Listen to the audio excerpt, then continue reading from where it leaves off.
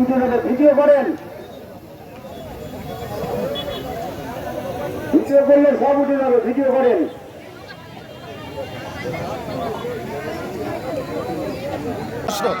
এটা শারীরিক কসরত, সুস্থতা থাকে, হার্টের সমস্যা হবে না, আপনার একেবারে সুন্দর সুন্দর একেবারে সবল থাকবে এবং লেখাপড়া করতে পারবে। বিকেলে খেলাধুলা করলে লেখাপড়া করতে পারে এবং কখনো যদি আত্মরক্ষামূলক অন্যায়কারীর বিরুদ্ধে হয় এই খেলাকে কাজে লাগানো যাবে। এটা আত্মরক্ষা, শুধু খেলাই না।